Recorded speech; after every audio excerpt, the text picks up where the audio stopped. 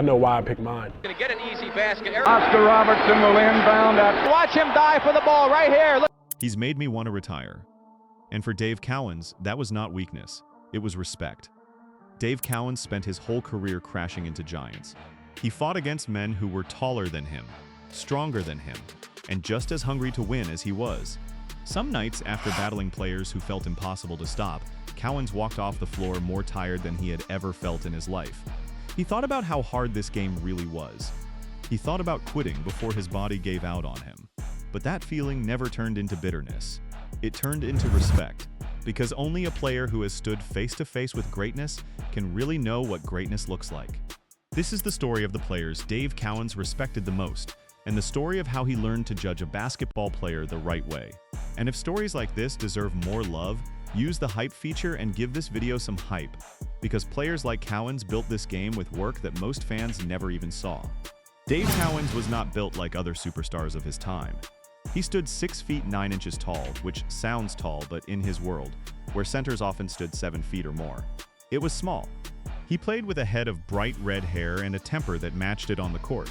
But off the court, friends and teammates described him as humble, blunt, and almost shy about his own success. He was born on October 25, 1948, in Newport, Kentucky. In 1970, the Boston Celtics picked him 4th in the draft. The team was hurting that year. Their old leader, Bill Russell, had just retired, and nobody knew who would step up to fill that hole in the middle of the floor. Cowens did not try to copy the slow, heavy centers who stood near the basket and waited for the ball. Instead, he ran. He sprinted up and down the court like a guard. He shot from the outside like a small forward. He passed the ball like a point guard. He dove on the floor for loose balls like nobody cared about his body at all. He mixed speed, smarts, and pure effort into something the league had never quite seen at his size. When Dave Cowens was honored at the Basketball Hall of Fame in 1991, he said something that fans still remember. He said he was not a normal superstar. He called himself part of the working class of the NBA. He said he could think of plenty of players who had more natural talent than he did. That single idea explains everything about how Cowens saw the game. He never measured greatness by how flashy a player looked or how many points showed up on the scoreboard. He measured it by effort, by defense, by teamwork, and by what a player gave up of himself to help his team win. Because of this, Cowens never sat down and gave the world a simple list of his all-time greatest players. He did not do interviews where he ranked stars from 1 to 10 like a countdown show. Instead, his true opinions about greatness live inside his career. They live inside the things he said about teammates and rivals. They live inside the way he played the game every single night. If you want to know who Dave Cowens believed were the greatest players ever, you have to look at his story, not a press conference. Picture the way Cowens actually played the game, because it explains everything that comes next. Most centers in his era stood near the basket and waited. Cowens never waited for anything. He would grab a defensive rebound and take off down the floor himself, pushing the ball ahead like a guard while bigger men were still turning around to find the play. He would step out past the free throw line and knock down a clean jump shot, something almost no center in his time bothered to try. On defense, he switched onto smaller, faster players without complaint, trusting his own quickness to keep up. None of this came easily. It came from hours of conditioning, stubborn pride, and a refusal to ever let his size become an excuse. That is the lens Cowens used to judge every other player in the league, including the legends we are about to talk about. So that is exactly what we are going to do. We are going to walk through the players who shaped Cowens, tested him, and earned his deepest respect. Each one taught him something different about what real greatness looks like on a basketball court. None of them were chosen because they were famous. They were chosen because they were great in ways that mattered to a man who valued sweat over style. The first name on this list is the man who made Dave Cowens possible in the first place. His name is Bill Russell, and to Cowens, he was the highest standard anyone could ever reach. Bill Russell was the center who built the entire Celtics dynasty. Before Cowens ever wore a Celtics uniform, Russell had already won 11 championships in 13 seasons. Think about that number for a second. 11 championships. No player in basketball history has come close to matching it. When Russell finally retired in 1969, the Celtics fell apart almost overnight. The team that had been unstoppable for over a decade dropped all the way down to a losing record. That collapse proved something important. It proved that Russell's value was never about how many points he scored. His value was about everything else he gave the team, especially on defense, and about how the whole team crumbled the moment he was gone. Cowens believed in that lesson with his whole heart. He always said that the best way to measure a player's true value was to imagine removing him from his team and watching what happened next. If the team fell apart without him, that player was truly great. If the team barely noticed, that player was good but not great. By that measuring stick, nobody in basketball history stood taller than Bill Russell. There's another story that connects Russell and Cowens even more closely. Before the 1970 draft, Red Auerbach, the legendary Celtics general manager, was trying to decide whether to take a chance on a tough, red-haired kid out of Florida State named Dave Cowens. Auerbach turned to Russell for advice, since Russell understood the center position better than almost anyone alive. Cowens went through a tryout, battling and grinding through every drill with total intensity. Russell watched closely. After seeing Cowens fight his way through the paint, Russell turned to Auerbach and said that no one was going to tell that kid he could not play center, no matter what the measuring tape said about his height. That one sentence from Russell helped seal Cowens' future in the NBA. It was a passing of the torch before Cowens had ever played a single professional game. Russell saw something in Cowens that mattered more than inches. He saw heart, motor, and toughness. Those were the same qualities Russell had used to win all those championships himself. Cowens carried that lesson with him for his entire career. He played defense like his life depended on it. He led the league in defensive win shares, which is a way of measuring how much a player's defense helps his team win games, in both 1973 and 1976. He averaged over 13 rebounds a game across his career, fighting bigger men every single night for position under the basket. None of that came from natural size. It came from the same competitive fire that Russell had passed down to him before they ever shared a locker room. Think about how steep that fall really was. The Celtics had been the best team in basketball for over a decade. The moment Russell walked away, that same team dropped all the way down to 34 wins in a single season. No new player came in and replaced Russell.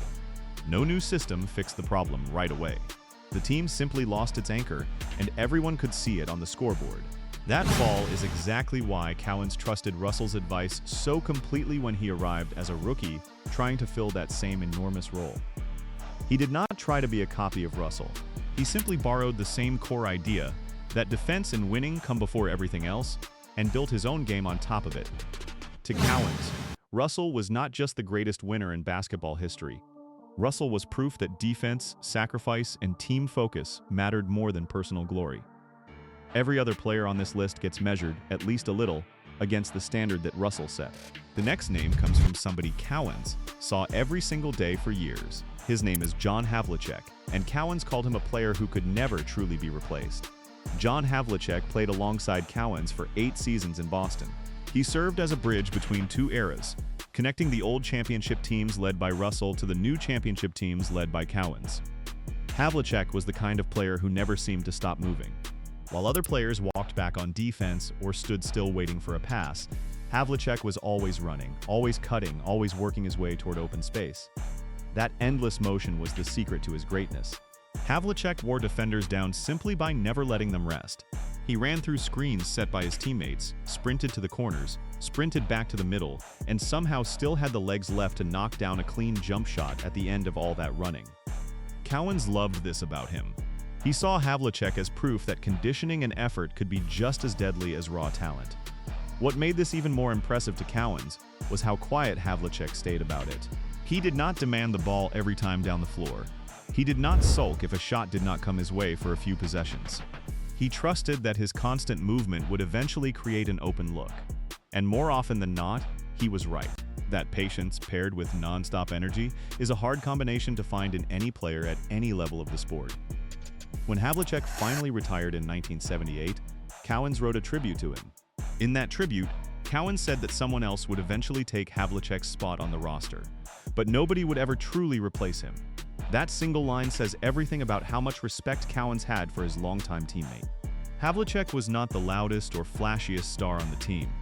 He simply showed up every single night and did his job at the highest level, year after year, for 16 seasons. The numbers back up everything Cowens believed about him. Havlicek won 8 championships in his career. He made 13 All-Star teams. He earned 8 selections to the All-Defensive team, proving he was just as committed on defense as he was on offense. He also picked up 11 All-NBA selections across his career, a sign that league observers, not just his own coaches, recognized just how steady and complete his game truly was. For Cowens, that kind of long-term two-way greatness mattered more than any single highlight reel ever could. Now we move to a name that many casual fans might not expect to see on a list like this. His name is Paul Silas, and Cowens called him the greatest rebounder he ever played alongside. Paul Silas joined the Celtics in 1972. He was not a big scorer. He was not the kind of player who showed up on highlight shows or got his face on magazine covers. What Silas did was harder to notice, but it was just as important. He boxed out bigger men. He fought through traffic to grab loose balls. He protected the defensive glass with a kind of stubborn toughness that made everyone around him better. Because Silas controlled the board so well, Cowens was free to gamble on defense. Cowens could leave his man early, double-team a scorer, and trust that Silas would clean up the rebound if things went wrong. This partnership turned the Celtics into a fast-breaking machine. During the 1972 to 1973 season, with Silas anchoring the boards and Cowens flying around the court, the Celtics finished with a league-best record of 68 wins and only 14 losses. That kind of record does not happen by accident. It happens because every part of the team is doing its job, including the parts that never show up in the box score. This is exactly why Cowens valued Silas so highly. Silas's true impact could not be measured just by counting his points or even his rebounds. His impact showed up in how exhausted the other team's forwards felt by the fourth quarter. It showed up in the extra possessions his team earned because he refused to let a loose ball bounce away. Cowens understood that kind of hidden value better than almost anyone in the league, because Cowens played the same way himself. Silas stood beside Cowens during the championship runs of 1974 and 1976. He was never the headline. He was the foundation that let the headline happen. Across his long career, Silas played over 1,200 games, grabbed more than 12,000 rebounds, and still found time to win 3 championships, even though he was rarely the player drawing the biggest crowds. For Cowens, that made him one of the truly great players of his era, even if the rest of the basketball world never gave him quite enough credit. The next player on this list arrived near the very end of Cowens' playing career, but he made an impression fast enough to change how Cowens felt about the future of his team. His name is Larry Bird. Cowens only played 1 full season alongside Larry Bird during the 1979 to 1980 season. That is not a long time. Most players need years to truly understand a teammate's game. Cowens did not need years. He saw what Bird could become almost immediately. Years later, Cowens said plainly that Bird had everything it took to become an outstanding player.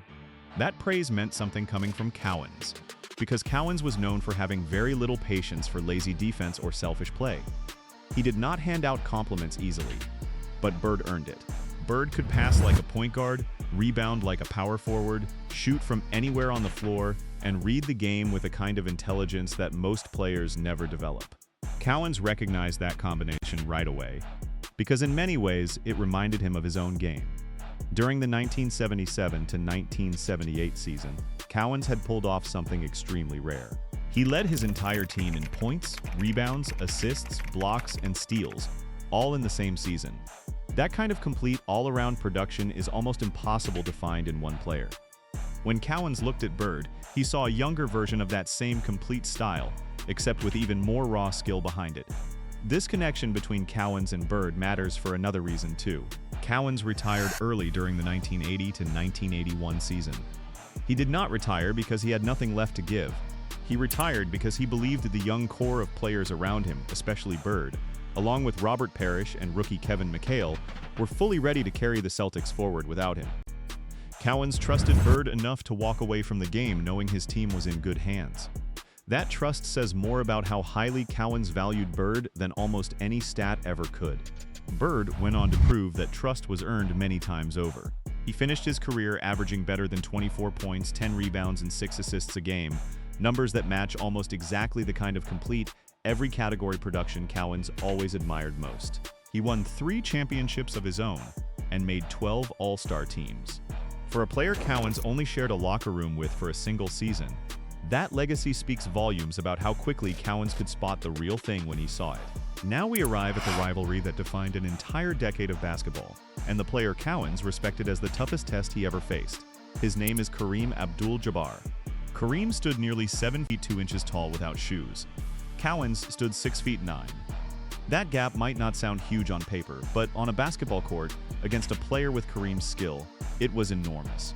Kareem had the skyhook, a shot that seemed impossible to block no matter how hard defenders tried.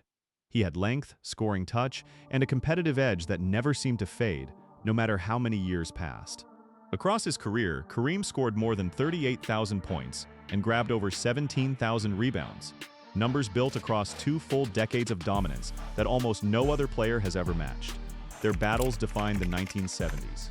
Year after year, Cowens had to figure out a way to slow down a man who was bigger, longer, and arguably more skilled than him in almost every measurable way.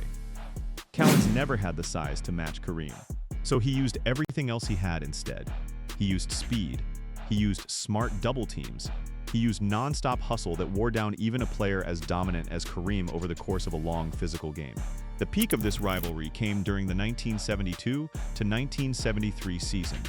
That year, the league's players voted for Most Valuable Player, and they chose Dave Cowens over Kareem Abdul-Jabbar. Cowens earned 68 first-place votes compared to Kareem's 33.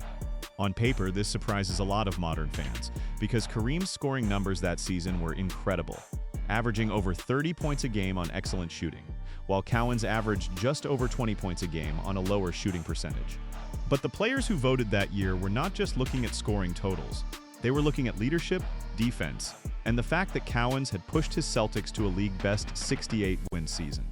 The players who battled against Cowens every night understood his value in a way that simple stat sheets could never fully capture. That respect went both directions, and it never faded as the years passed. Kareem himself later called Cowens one of the greatest competitors he ever faced, saying that Cowens never gave anything less than his absolute best on a single possession. That is an enormous compliment, especially coming from a man who faced nearly every great center in basketball history during his own long career. The biggest moment between them came during the 1974 NBA Finals. Cowens' Celtics faced Kareem's Milwaukee Bucks in a brutal 7-game series. Using his speed, his outside shooting, and relentless double teams, Cowens helped Boston pull off the upset, beating a team built around one of the most dominant big men the sport had ever seen. The series stretched the full 7 games, with both centers playing through fatigue and physical punishment that would have worn down almost any other player in the league. To Cowens, Kareem was the mountain. He never tried to avoid that mountain or shrink away from the challenge. He simply put his head down and climbed it, game after game, year after year. That kind of respect between two fierce rivals is rare in any sport, and it tells you everything about how much Cowens valued true greatness, even when that greatness was standing directly across from him trying to beat his team. The next name brings us into the backcourt, where Cowens admired a different kind of complete game. His name is Oscar Robertson, often called simply the Big O. Oscar Robertson set a standard for all-around basketball that very few players have ever matched. During the 1961 to 1962 season, he averaged a triple-double for the entire year, meaning he averaged at least 10 points, 10 rebounds, and 10 assists per game across the whole season. To this day, that achievement remains one of the most remarkable feats in basketball history. Cowens faced an older version of Robertson during the 1974 NBA Finals. By that point in his career, Robertson had slowed down a little from his absolute physical peak, but his control over the game had not faded at all. Cowens watched firsthand how Robertson used strength, smart passing, and veteran scoring instincts to control the pace of an entire series, even though he was no longer the fastest or most explosive player on the floor. For Cowens, Robertson represented something close to the ideal model of backcourt play. He was not just a scorer. He was not just a passer. He combined scoring, passing, and rebounding into one complete package, long before people started using fancy modern terms to describe players who could do everything at once. Across his career, Robertson scored more than 26,000 points and handed out nearly 10,000 assists, numbers that still rank among the best any guard has ever produced. Cowens believed that Robertson's style of all-around production set the blueprint that future generations of complete players, including stars like Bird, would eventually follow. When you put these names together, a clear pattern starts to form. Cowens did not just respect scoring, he respected complete, winning basketball. Let's walk through the numbers quickly. Not as a boring stat lesson, but as a simple way to understand just how different and special each of these careers truly was. None of these players reached greatness the exact same way, and that is exactly the point. Cowens never looked for a single formula for greatness. He looked for different paths that all arrived at the same destination, which was winning basketball games the right way. Bill Russell won 11 championships, a number that may never be matched again in NBA history, and he did it almost entirely through defense and team play rather than personal scoring. Kareem Abdul-Jabbar scored more points than almost any player who ever lived, finishing his career with 38,387 points. And he stayed at an elite level for an unbelievably long time, winning 6 championships along the way. John Havlicek combined non-stop energy with steady scoring across 16 seasons, winning 8 championships and making 13 All-Star teams, proving that motion and conditioning could carry a player to greatness just as much as pure talent. Larry Bird brought elite passing, smart rebounding, and deadly shooting together in one player, winning 3 championships and becoming exactly the kind of complete star that Cowens predicted he would be from the very first season they shared a locker room. Oscar Robertson produced numbers that still amaze people today, averaging a triple-double for an entire season and finishing his career with nearly 10,000 assists, a total built on pure court vision and control. Paul Silas never put up huge scoring numbers, but his rebounding and physical toughness made everything around him work better, helping his teams win 3 championships across his long career. And Dave Cowens himself, despite being undersized for his position, won the league MVP award, captured 2 championships, averaged over 13 rebounds a game for his career, and led the league in defensive win shares twice, proving that heart and effort could compete with size and pure talent at the highest level of the sport.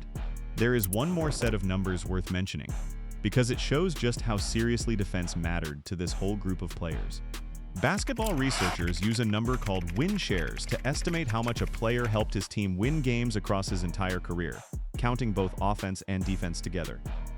Russell finished his career with over 160 win shares, an incredible total considering how much of his value came from defense alone.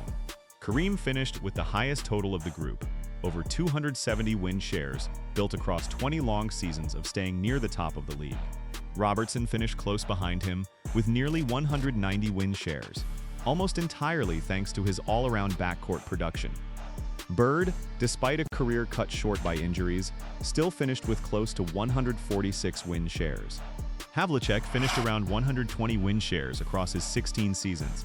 Cowens himself finished with just under 107 win shares, an outstanding total for a player who spent his whole career being physically undersized at his position.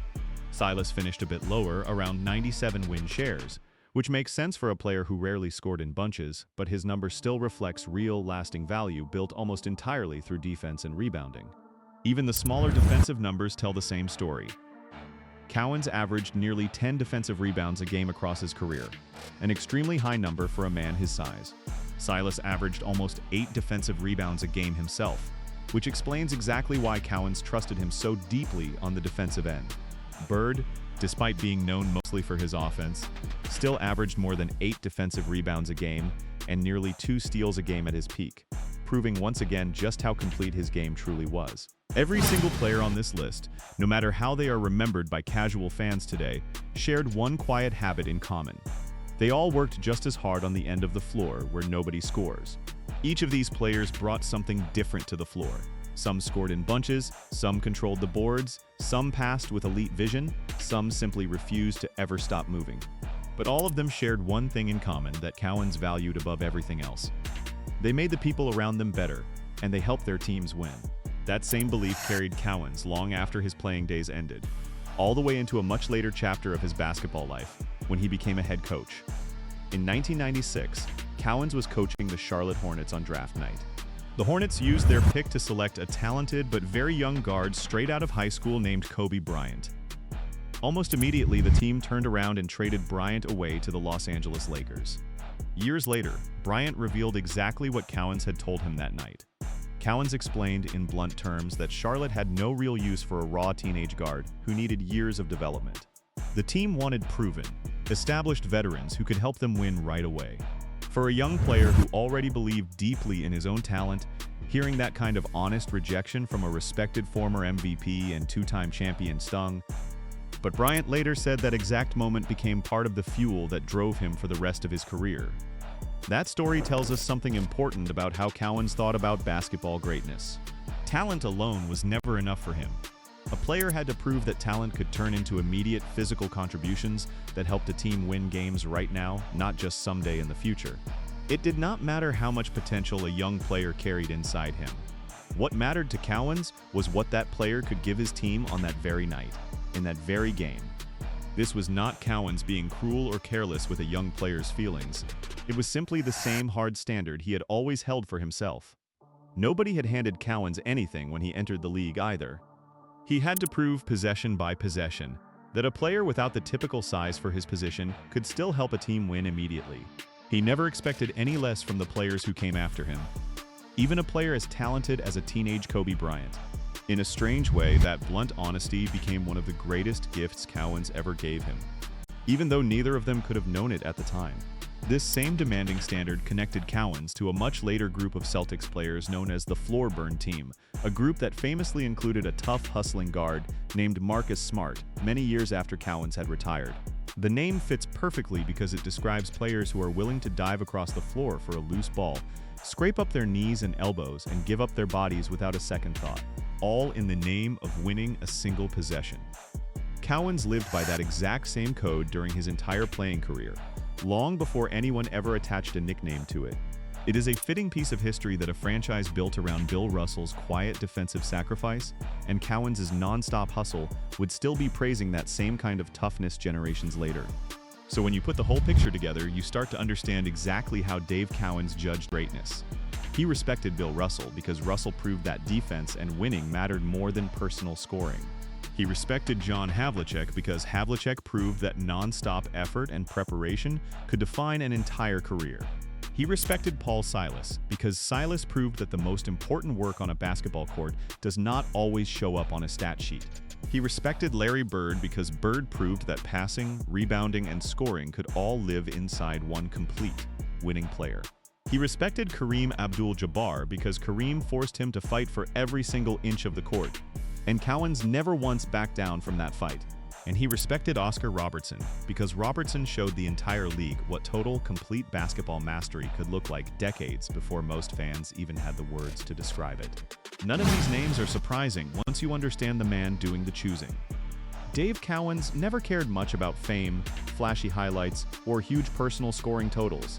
He cared about winning. He cared about defense. He cared about toughness, hustle, and the willingness to do the hard, unglamorous work that most fans never notice but every great teammate always appreciates. That is why his version of basketball greatness looks a little different from the usual highlight reel countdowns you might see elsewhere. His list is built from real respect earned through real battles, real teamwork, and real championships, not from marketing or popularity. Dave Cowens spent his career as the working-class superstar of the NBA, a player who outworked far more talented men on a nightly basis. So when Cowens decided that a player deserved his respect, that respect meant something. It meant that player had truly earned it through effort, sacrifice, and a genuine commitment to winning above everything else. In the end, the players who made Dave Cowens want to retire were never really his enemies at all. Looking back, they were the players who pushed him to become the best version of himself. Bill Russell gave him a blueprint for defense and winning before his career had even started. John Havlicek showed him what relentless effort looked like up close, every single day in practice and in games. Paul Silas gave him the freedom to play aggressive defense by protecting the boards behind him, without ever complaining about the credit he deserved but rarely received. Larry Bird gave him confidence that the Celtics would remain great long after he walked away from the game for good. Kareem Abdul-Jabbar gave him the toughest test of his entire career, year after year, and never once let him feel comfortable. And Oscar Robertson gave him a clear picture of what total basketball mastery actually looked like in real time, right there on the court in front of him. Dave Cowens respected winners. He respected workers. He respected defenders, rebounders, passers, and competitors who refused to quit no matter how the score looked. His list of greatness tells us just as much about who Dave Cowens was as it tells us about the legends who earned his respect. He was humble enough to praise the men who battled him hardest. He was tough enough to compete with every single one of them, night after night, for an entire career. And he was smart enough to understand that real basketball greatness was never just about what showed up in a highlight reel or a box score. It was about effort. It was about sacrifice. It was about showing up every single night and giving everything you had for the team standing beside you. That is the standard Dave Cowens lived by. And that is the standard he used to judge the greatest players he ever saw. In the end, that might be the most valuable lesson his entire career has left behind for the rest of us to learn. Think about how rare that kind of standard really is. In a sport that often rewards the loudest highlight or the biggest scoring night, Cowens chose to measure greatness by something quieter and harder to see. He looked for the player who dove for the loose ball nobody else wanted. He looked for the player who set the screen that nobody noticed but that freed up the open shot. He looked for the player who kept running on tired legs in the fourth quarter when the easier choice would have been to slow down. That is not a flashy way to judge basketball. It is a fair way, and it is an honest one.